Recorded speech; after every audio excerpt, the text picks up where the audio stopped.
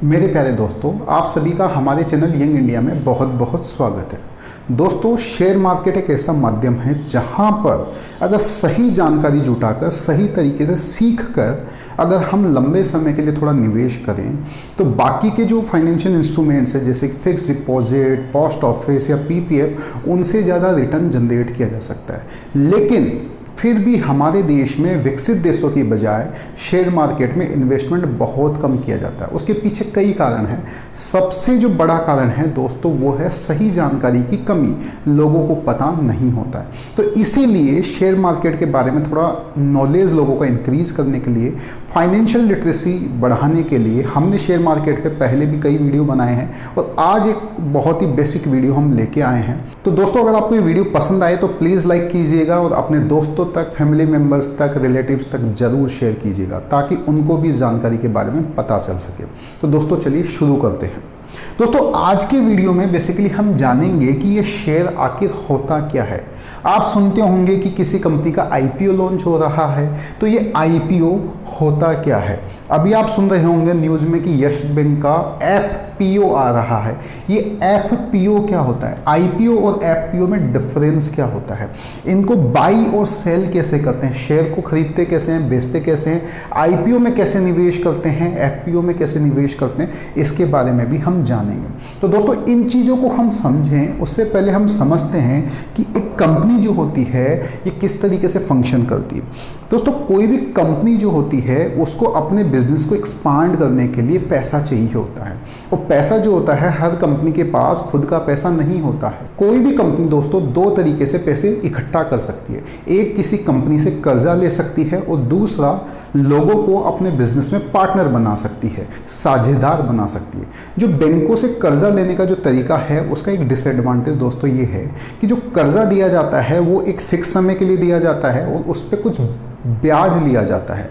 लेकिन बिजनेस जो होता है दोस्तों कई बार अनप्रेडिक्टेबल होता है और कई बार इस तरह की संभावनाएं आ सकती है कई कारणों से कि बिजनेस चला ही नहीं और कंपनी के लिए पॉसिबल नहीं हो पाता है कि बैंक से जो तय किया गया था समय उसमें वो पैसा चुका पाए। तो यहाँ पर कई बार क्या होता है, फिर कंपनी की जो एसेट्स है, कंपनी की जो संपत्तियाँ हैं उनकी बिकवाली कर दी जाती है, कंपनियों के एसेट्स को ऑक्शन कर दिया जाता है, कंपनी दिवालिया हो जाती है। तो उनको ये जो तरीका है कर्जा लेने वाला वो सही नहीं लगता है। तो फिर दूसरा तरीका आता है कि लोगों से पैसा लिया जाए और उन्हें अपने बिजनेस में पार्टनर बनाया जाए। तो इसके भी दो तरीके हैं। जो पार्टनर जो है ये किसी बिग इन्वेस्टर को भी बनाया जा सकता है और कोई स्मॉल इन्वेस्टर, आम लोग जो होते हैं उनको भी बनाया जा सकता है। दोस्तों, बिग इन्वेस्टर की अगर हम बात करें, आपने देखा होगा हमारे देश में कई स्टार्टअप कंपनी आई थी कुछ सालों पहले, जैसे पेटीएम है, ओयो रूम्स है। तो इनके जो फाउंडर्स थे उनके पास कुछ आइडिया था, उनके पास पैसे नहीं थे और उस आइडिया को इम्प्लीमेंट करने के लिए उनको पैसा चाहिए था। तो कुछ ऐसे लोग जिनके पास बहुत पैसा होता है उनके पास ये फाउंडर्स गए और उनसे उन्होंने पैसा लिया। यहाँ पर जो दोस्तों बिग इन्वेस्टर्स हैं उनसे पैसा लेने से क्या होता है, पैसा तो मिल जाता है लेकिन उनको कंपनी के अंदर बहुत बड़ी शेयर होल्डिंग देनी पड़ती है। वो कंपनी के एक तरीके से बड़े शेयर होल्डर बन जाते हैं और कंपनी के डिसीजन मेकिंग को भी वो इम्पैक्ट करते हैं, वो डिसीजन मेकिंग के अंदर भी पार्टनर बनते हैं। तो कई बार जो होते हैं, जो फाउंडर्स जो होते हैं वो इस रास्ते को इसलिए जो है चुनना नहीं चाहते हैं। और जो एक और तरीका है पार्टनर बनाने का वो है कि शेयर मार्केट में जाया जाए और आम जनता से थोड़ा थोड़ा पैसा लिया जाए, बहुत सारे लोगों से थोड़ा थोड़ा पैसा लिया जाएगा। तो इसमें क्या होता है कि कोई भी जो शेयर होल्डर जो होता है वो बड़ा शेयर होल्डर नहीं बनता है, बहुत सारे शेयर होल्डर होते हैं, हर की छोटी छोटी हिस्सेदारी होती है। और जो कंपनी का जो फाउंडर होता है, कंपनी के जो मेन लोग होते हैं जिन्होंने कंपनी को खड़ा किया है, वही उस कंपनी में डिसीजन मेकिंग पोजीशंस में होते हैं। तो इस तरीके से शेयर मार्केट के माध्यम से कंपनियां जो होती है वो लोगों को शेयर्स अलॉट करती है और उनसे पैसा जुटाती है। तो दोस्तों, यहाँ पे आपको समझ में आ गया होगा कि शेयर क्या होता है। शेयर का मतलब होता है कि कोई कंपनी जो होती है वो लोगों से पैसा लेती है और उस पैसे के बदले उस कंपनी में लोगों को पार्टनर बनाती है। जितना पैसा लोगों ने दिया है उस हिसाब से लोगों को कंपनी में शेयर यानी हिस्सा जो है वो दिया जाता है। तो शेयर का मतलब होता है कंपनी के अंदर लोगों को पार्टनर बनाना उनके इन्वेस्टमेंट के हिसाब से, वो कितना भी हो सकता है। ये हो गया शेयर हो गया। आईपीओ क्या होता है, एफपीओ क्या होता है, उसको हम समझें उससे पहले हम आते हैं कि मनी मार्केट और कैपिटल मार्केट क्या होता है। दोस्तों, जैसा कि हमने समझा कि किसी भी कंपनी को अपने बिजनेस को बढ़ाने के लिए पैसा चाहिए होता है ना, पैसा चाहिए होता है। तो उसके दो तरीके होते हैं, एक होता है मनी मार्केट, एक होता है कैपिटल मार्केट। मनी मार्केट के अंदर दोस्तों आते हैं बैंक्स, ठीक है, कि कंपनी किसी बैंक के पास जाती है और उसे बोलती है कि मुझे कर्जा चाहिए, ठीक है। उसका क्या फायदा है, क्या नुकसान है, वो ऑलरेडी हम डिस्कस कर चुके हैं। और इसको मनी मार्केट को RBI, reserve bank of India, regulate करती है। मनी मार्केट के बाद दोस्तों दूसरा आता है कैपिटल मार्केट, और जो शेयर मार्केट है वो इसके अंडर में ही आता है। जिस तरीके से आरबीआई दोस्तों मनी मार्केट को कंट्रोल करती है, उस तरीके से सेबी जो है वो कैपिटल मार्केट, शेयर मार्केट को कंट्रोल करती है। दोस्तों, सेबी जो है वो गवर्नमेंट ने इसीलिए बनाई हुई है ताकि कंपनियां किसी तरीके के फ्रॉड नहीं कर सके। हमारे जैसे जो छोटे छोटे लोग जो हैं वो कंपनियों में निवेश करते हैं, उनके अधिकारों की रक्षा करें, उनके इंटरेस्ट को प्रोटेक्ट करें, हमारा ध्यान रखें कि हमारे साथ किसी प्रकार का स्कैम, किसी प्रकार का फ्रॉड ना हो जाए। तो सेबी को इसीलिए बनाया हुआ है, ठीक है दोस्तों।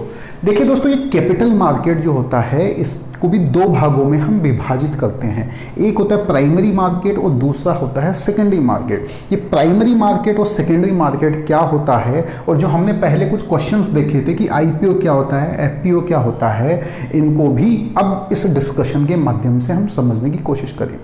देखिए दोस्तों, क्या तरीका होता है, किसी भी कंपनी को अगर जनता से पैसा चाहिए, शेयर मार्केट से पैसा चाहिए, तो उसकी फंक्शनिंग कैसे होती है, उसका प्रोसेस क्या होता है, उसको समझने की कोशिश करती है कंपनी। कोई भी कंपनी जो होती है सबसे पहले वो जाती है सेबी के पास कि मुझे जनता से पैसा चाहिए, ठीक है। आज तक वो अपने दम पे चल रही थी कंपनी, हो सकता है उसने बैंकों से कर्जा लिया हो मनी मार्केट के माध्यम से, वो अलग बात है, लेकिन आज तक उसने शेयर मार्केट में पैसा नहीं इकट्ठा किया है। पहली बार उसकी इच्छा हुई है, पहली बार वो कंपनी चाहती है कि मैं जनता से पैसा इकट्ठा करूं अपने बिजनेस को बढ़ाने के लिए। तो सबसे पहले वो जाएगी सेबी के पास कि मुझे ऐसा करना है। तो सेबी क्या करेगी, उस कंपनी को जांचेगी, परखेगी कि ये कंपनी जो है वो एक सही कंपनी है या नहीं है। ऐसा तो नहीं है कि ये कहीं लोगों के पैसे लूट ले और कहीं भाग जाए, कोई फ्रॉड हो जाए। तो वो उस कंपनी को ढंग से जांचती है, परखती है, ठीक है। जब उस कंपनी को अलाउ किया जाता है कि आप स्टॉक मार्केट से पैसा इकट्ठा कर सकते हैं, तो उस कंपनी को दोस्तों स्टॉक एक्सचेंज पे रजिस्टर होना पड़ता है। हमारे देश में वैसे तो कई स्टॉक एक्सचेंज है, लेकिन दो सबसे इंपॉर्टेंट बड़े स्टॉक एक्सचेंज है, एक एनएसई यानी नेशनल स्टॉक एक्सचेंज, दूसरा बीएसई यानी बॉम्बे स्टॉक एक्सचेंज। कई कंपनियां दोनों पे रजिस्टर्ड है, कई कंपनियां एक पे रजिस्टर्ड है। तो जब सेबी अप्रूव कर देती है तो कोई भी कंपनी जो है उसको स्टॉक एक्सचेंज में रजिस्टर होना पड़ता है। स्टॉक एक्सचेंज बेसिकली अभी मैं बताऊंगा कि किस काम में आता है, उसको हम डिस्कशन करेंगे। जब कोई भी कंपनी जो है वो सेबी से शेयर मार्केट में रजिस्टर होने के लिए, जनता से पैसा इकट्ठा करने के लिए अप्रूवल ले लेती है, उसके बाद क्या करती है, वो जाती है प्राइमरी मार्केट में। ध्यान रखिएगा, आज तक उसने जनता से पैसा नहीं जुटाया है, पहली बार वो जनता से पैसा जुटा रही है। तो ये काम जो होता है डायरेक्टली होता है, जनता के पास कंपनी जाती है, ठीक है, डायरेक्ट डीलिंग होती है जनता के बीच में और कंपनी के बीच में, इसीलिए प्राइमरी मार्केट कहलाता है। कोई बिचौलियां नहीं होती। हालांकि जो कंपनी जो है वो इस काम को करने के लिए कुछ फर्म्स को हायर करती है, लेकिन जो डायरेक्ट डीलिंग है वो कंपनी और जनता के बीच में होती है। कंपनी जो है वो बोलती है कि हम आईपीओ रिलीज कर रहे हैं। जो पहली बार शेयर रिलीज करती है कोई भी कंपनी दोस्तों, उसे बोलते हैं आईपीओ। होता ये शेयर ही है लेकिन बोलते आईपीओ है, इनिशियल पब्लिक ऑफर, कि कोई भी कंपनी पहली बार पब्लिक से, जनता से शेयर मार्केट के माध्यम से पैसा लेना चाहती है, इसलिए उसे बोलते हैं आईपीओ। तो आपने अखबार में, न्यूज़पेपर में, मीडिया में कहीं पे भी आप सुनते होंगे कि ये कंपनी आईपीओ लेके आई है, तो उसका मतलब है कि कंपनी जो है प्राइमरी मार्केट के माध्यम से पहली बार जनता से पैसा इकट्ठा करना चाहती है। तो वो बोलती है कि हम इतने शेयर जो है इस रेट पे लोगों को देना चाहते हैं। तो दोस्तों, जिसकी भी इच्छा हो, जिस भी आम इन्वेस्टर की इच्छा हो, जिसको लगता है कि मुझे इस आईपीओ में निवेश करना चाहिए, वो उस आईपीओ में निवेश कर सकता है, ठीक है। उसको बस क्या चाहिए, एक डीमैट अकाउंट चाहिए होता है। वो किसी भी ब्रोकर कंपनी के पास जाके एक डीमैट अकाउंट खुला सकता है, ठीक है। एक बैंक अकाउंट उसके पास होना चाहिए, वो बैंक अकाउंट सभी के पास होता है। तो किसी भी आईपीओ में जो कि प्राइमरी मार्केट में होता है, उसमें निवेश करने के लिए किसी भी आम इन्वेस्टर के पास एक बैंक अकाउंट होना चाहिए और एक डिमेट अकाउंट होना चाहिए। डिमेट अकाउंट खुलाने के लिए बहुत सारी ब्रोकरेज कंपनियां होती है, लेकिन हमारे देश में अभी टॉप 2 डिस्काउंट ब्रोकर कंपनीज है, एक है जेरोधा और एक है अपस्टॉक। तो दोस्तों हमने इस वीडियो के डिस्क्रिप्शन में एक लिंक दिया है, उस लिंक के इस्तेमाल करके आप जो है अपस्टॉक कंपनी में फ्री में अपना डिमेट एंड ट्रेडिंग अकाउंट खुला सकते हैं। कोई चार्जेस नहीं देने हैं और उसके साथ में आपको वो कंपनी जो है मनी कंट्रोल प्रो का जो है वो फ्री सब्सक्रिप्शन भी दे रही है। 1 महीने के लिए अगर आप ट्रेडिंग करते हैं तो उस पर कोई चार्जेस भी नहीं ले रहे। तो अगर आप चाहे तो वहाँ पर अपना डिमेट एंड ट्रेडिंग अकाउंट खुला सकते हैं, क्योंकि डिमेट एंड ट्रेडिंग अकाउंट जो दोस्तों है वो शेयर मार्केट में डीलिंग करने के लिए, IPO खरीदने के लिए, शेयर खरीदने के लिए, बेचने के लिए जरूरी है। तो आप उस लिंक का इस्तेमाल कर सकते हैं, वीडियो के डिस्क्रिप्शन में मिल जाएगा। तो दोस्तों IPO में अप्लाई करने के लिए क्या होता है कि आपको आपका जो बैंक अकाउंट होता है नेट बैंकिंग के माध्यम से अपने जो बैंक अकाउंट में जाना होता है। आप देखोगे आपको वहां पे IPO में अप्लाई करने के लिए ऑप्शन मिल जाएगा। उस टाइम जो जो IPO अवेलेबल होते हैं जिन जिन कंपनीज के, वो बैंक की वेबसाइट पे आपको दिख जाएगा। आप उसके लिए जाके अप्लाई कर सकते हैं। वहां पे आपको अपने डिमेट अकाउंट की 16 डिजिट की एक ID देनी पड़ती है, वो आप वहां दीजिए। अगर आपको IPO अलॉट हो जाता है, क्योंकि बहुत सारे लोग जो है वो IPO के लिए अप्लाई करते हैं। ज़्यादातर आप देखोगे कि जितने भी IPO आते हैं उनकी सप्लाई कम होती है और डिमांड ज़्यादा होती है, इसलिए सबको IPO नहीं मिल पाता है। तो जिसको भी मिलेगा फिर वो उसके डिमेट अकाउंट में आ जाता है। ठीक है, तो आप अपनी इंटरनेट बैंकिंग के माध्यम से अप्लाई कर सकते हैं। तो ये तो हो गया दोस्तों, IPO हो गया। FPO के बारे में बाद में बात करेंगे। तो IPO जो है कोई भी कंपनी सीधे इन्वेस्टर्स को अलॉट करती है। अब मान लो मेरे को IPO मिल गया या आपको IPO मिल गया, आप उस IPO को 2 महीने बाद बेचना चाहते हो, तो कंपनी को तो आप नहीं दे सकते हो। आप कंपनी को नहीं बोल सकते हो कि भैया मैंने आपको 2 महीने पहले पैसे दिए थे, अब आप मेरे को मेरा पैसा वापस दो। तो आपको कोई आदमी ढूंढना पड़ेगा जिसको आप वो शेयर जो है या जो IPO आपको मिला है वो दे सके। ठीक है, इसके अलावा कई दोस्तों कई ऐसे भी लोग हैं जिनको अभी क्योंकि मांग ज़्यादा थी, डिमांड ज़्यादा थी, इस वजह से उन्हें IPO में अप्लाई तो किया था लेकिन उनको मिला नहीं। तो वो अभी भी चाहते हैं कि कोई अगर ऐसा इंसान मिल जाए जिसको पहले IPO मिला था 2 महीने पहले, लेकिन अगर वो अभी बेचना चाहता हो तो हम उससे ले लेंगे। तो वहीं पे आता है सेकेंडरी मार्केट पिक्चर में। सेकेंडरी मार्केट में क्या होता है कि हम लोगों को, आम लोगों को कंपनी से प्राइमरी मार्केट में डायरेक्टली जो शेयर्स मिले थे उनको अब डायरेक्टली जो लोग हैं, आम लोग आपस में खरीद और बेच सकते हैं। तो ये सेकेंडरी मार्केट होता है कि मेरे पास जो शेयर्स पड़े हैं जो मेरे को प्राइमरी मार्केट से मिले थे उनको मैं यहाँ पे बेच सकता हूँ और कोई दूसरा चाहे तो उसे खरीद सकता है। तो सेकेंडरी मार्केट में लोगों के बीच में शेयर्स की खरीदारी और बिकवाली होती है। ठीक है दोस्तों, तो इसके लिए ट्रेडिंग अकाउंट और डिमेट अकाउंट की ज़रूरत होती है, जैसे कि हमने डिस्कशन किया था। डिमेट अकाउंट जो दोस्तों होता है वो शेयर को होल्ड करने के लिए होता है, IPO को होल्ड करने के लिए होता है, FPO को होल्ड करने के लिए होता है। और ट्रेडिंग अकाउंट होता है कि जो डिमेट अकाउंट में आपका शेयर पड़ा है उसको अगर आपको बेचना है तो ट्रेडिंग अकाउंट चाहिए, आपको कोई शेयर खरीदना है तो ट्रेडिंग अकाउंट चाहिए। तो जनरली डिमेट अकाउंट और ट्रेडिंग अकाउंट दोनों एक साथ ही खुलते हैं। और ये अकाउंट खुलाने के लिए आपको किसी ब्रोकर कंपनी के पास जाना होता है। तो ऑनलाइन आप अप्लाई कर सकते हैं, जैसा कि मैंने बताया जेरोधा और अपस्टॉक 2 बड़ी कंपनियां हैं। अपस्टॉक का आपको वीडियो के डिस्क्रिप्शन में फ्री अकाउंट खुलाने का लिंक भी मिल जाएगा। तो ये हो गया प्राइमरी और सेकेंडरी मार्केट के बारे में। दोस्तों FPO क्या होता है? दोस्तों FPO का मतलब ये होता है कि मान लो कोई कंपनी ने शुरू में 1000 शेयर, पहली बार IPO 1000 शेयर लॉन्च किए थे।